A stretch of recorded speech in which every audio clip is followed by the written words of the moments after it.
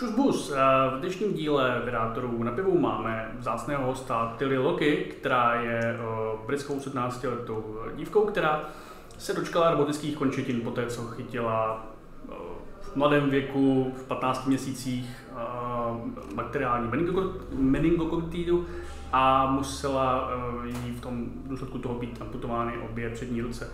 Dnes je Tilly vlastně ambasadorkou tady těch technologií robotických končetin a proto se přepneme samozřejmě do angličtiny, která jakož Tilly tady v Praze vlastně uváděla festival, jednodenní festival Future for Youth a logicky se jaksi neobjedem bez angličtiny v tomto rozhovoru. Tak, hello, let me welcome you to your third day, as I heard. Yes, hello, thank you very much. Have you been outside of Prague or have you been just in Prague? Just in Prague at the minute. It's been very full on in and out of rehearsals and things, but hopefully we'll get to explore a bit tomorrow. Yeah, I can recommend some other cities. That would be great. Especially almost, it's like 3 hours by train from Prague or to something. But it's a great student city. We call it Czech Oxford or something like that. Awesome. So, a lot of foreigners think that Czech Republic is mostly Prague, but it's that's not the case. Anyway, you have been known for having, let's say, futuristic hands. Yes. And how did you come to them? And I've already mentioned that you have had an infection at a very young age.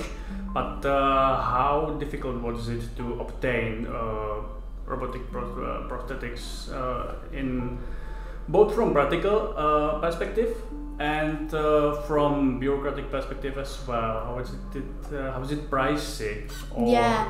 So as soon as I could, really, I got into prosthetic arms, and my mum and my family have always been incredible with fundraising, because I feel like since I wear bionic arms, a lot of people assume that I must be really, really rich and that we just have all that money to be able to afford it, and that's really not the case. It's been so much fundraising ever since I was 2 years old to get arms as I grew up, because they are pricey pieces of equipment, and the ones I was wearing when I was growing up, I think my most expensive pair were like £36,000, and that is an awful lot of money. My first pair of prosthetics were raised, the funds were raised for me overnight by my community, so I've really got my local community and my family and just so many people who got behind me to thank for that. I definitely didn't do it all myself, it wasn't out of my pocket at all, so I'm super grateful for that, and they're what made it possible for me to wear prosthetics and be as fluid with these ones as I am here today.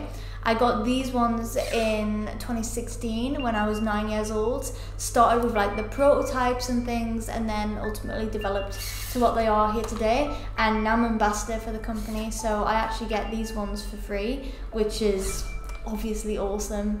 And I come to all these events and travel with Open Bionics, teaching people how to use them for that. How many hands did you change when you were growing up? Because I think that's one of the issues. Yeah, that was the thing. When you're growing and you're a child, you need to replace them. I think in total I might have had maybe like 12 pairs of prosthetics, and that's including like prototypes and things that I didn't actually own and weren't the legit thing. But when I was growing up and I had to replace my like realistic looking arms when I was wearing them, I still got about 3 pairs of them at home, just like chilling in a bag. And then these ones, I've had a couple of pairs as I've grown up as well, and obviously the prototypes, so there's a couple of hands laying about basically.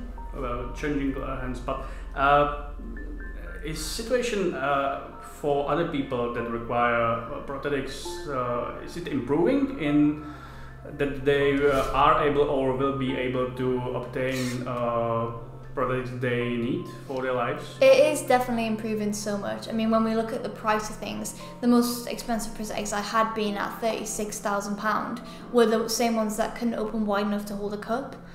These ones are a third of the price. They are selling at about 10 grand. With all those extra like moves and things that you can do in motions and grip modes. So already that's so much better, and that's due to technology advancing, and we have like 3D printing and things like that. That's down to that, because that's helped absolutely loads, and that's made it a lot more lightweight as well. but also when it comes to making them available in different countries, they're getting a lot more globalized. So they're in a couple of places in Europe.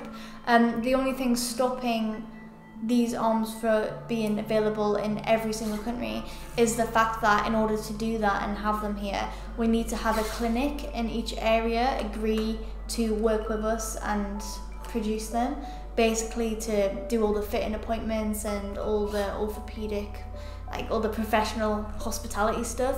We need to have a clinic to agree in each country. So that's why every time I go to an event and it's abroad, every single time it's kind of an appeal for any sort of clinic who wants to get involved, because we're happy to go anywhere. It's just legally you need to have somebody in the area willing to help out. You mentioned technology and medical system stuff, but is it also improving on the within the system of health insurances? Like, is it being more covered as time goes on, or is it still something that's not really being thought of? It's really difficult because it depends on each area and their own medical services there. Bionics as a company in general do offer packages and hero care, so that is sort of an insurance on it in a way. So they offer that themselves, but it's not really like if you're talking about a public service, that really depends on the country. But we can do the best we can when it comes to packages and hero care, that's what they call it, and that's where they'll take arms back and fix them up, and they've got those sort of agreements, so it's up to people really. And up to private companies, as I understand. Yeah. So it's not really that much thought of within the British NHS or... So we've been campaigning for it to be on the NHS for literally years, like maybe like 5 years now, honestly. And I was part of the NHS trials and everything. And it's actually just been announced that the NHS are going to be taking on a multi-grip. So right now they're taking on a single grip, but this is multi, so obviously a lot better, a lot more functional. They have said they're going to take on a multi-grip prosthetic, which is incredible news, but things like that take time, so I'm sure that's only going to even begin to come about like 2025. It's still really great news, but it's going to take some time. I know in France they've got some good plans for it, like I'm pretty sure children in France can actually get these for free, and that's ultimately what we'd want everywhere, you know? Yeah, so far we have been talking about the hands, and I understand you have first-hand experience in that matter, but what about other prosthetics, like for legs, how developed they are, or perhaps even other peripheric, if we could call it that way, or other prosthetics that are not limbs, how developed they are and how covered they are under the current conditions? Totally. Well, legs were always, when we talk about prosthetics, like legs were always a lot more quickly developed than hands and arms. That's simply because legs, people have blades and they have that option, and then they have mechanical knees and all sorts. The thing with hands is you have all the fingers and like a thumb and a wrist, so there's an awful lot that goes into it. I'm not too clued up on what's happening in all the other body parts of it, because obviously I benefit properly from the hands, but I do know all Open Bionics do right now are hands, but they do want to expand. It's just about getting the first thing down before you start going on to that, but I know there's incredible technology out there everywhere, but that is something Open Bionics want to do too. I have like two final questions that are on practical matter.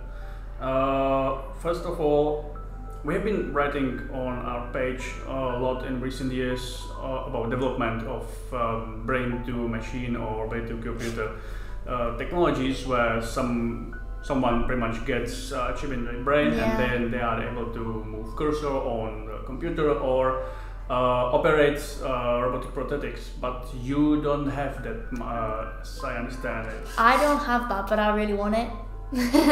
Like, I've looked into that loads. That's the part that I have. I've looked into Neuralink by Elon Musk and everything, and my mom's a little bit less keen, but I would be so down if somebody was to come to me and wanted me to test that technology in cooperation with prosthetic arms and how that would all work. I'd be so down for it. Like, I'd love that. But yeah, time will tell. I don't have it right now, but I wouldn't be shy to put one in.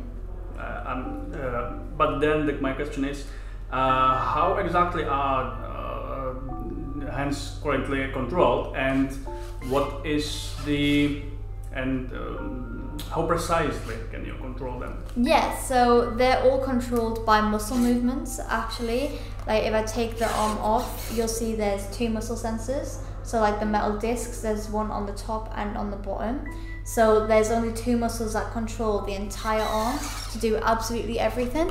So I'll flex my muscle to open, and then I squeeze to close. And then how it works from that point is kind of like a menu system. A lot of people don't know that. So if I open the hand all the way and then try and open it again, you'll see it flash green and the thumb came round. That's me changing the grip mode.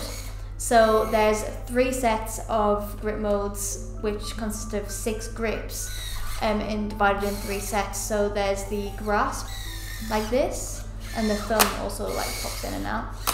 And then you've got just a normal close like that. And then to operate the more precise movements, you press the button on the back. So now I can do 2 fingers, still the same muscles and everything. It's just I press the button once. And then there's this one, which is the tripod grip mode. That also comes down. And then if I press it one more time, if you're in the medium or the adult arm, the children don't have this just yet because they're very small. You have the 1 finger. And I was actually doing a piece for Czech or Prague Radio or Prague TV the other day, and they actually put it to the test and they gave me like tiny screws to pick up, so I was picking all that up on the table. So they are pretty good, they're pretty precise. And then how long does it take to learn this kind of precision, or is it do you currently operate your hands like subconsciously, or I actually do, because like even when I talk I do this a lot just because it feels natural. It took me to get the basics like maybe 5 minutes, but obviously it depends on the person.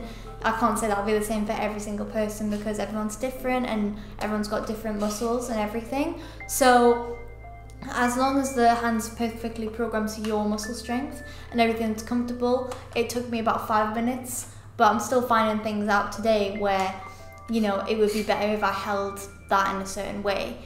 But I'm at the point now where, although you start to think about where you're at in the menu system, I sort of don't really need to think about that either, because it's become so natural and I've done it for so long. So that's where I'm at now. Okay, so I hope you will get your brain chip or yeah, me too. other new technologies that are being developed right now. Thank you for your participation and thank you for your time, and best of luck in your other endeavors. That's alright, thank you so much. Thank you. So.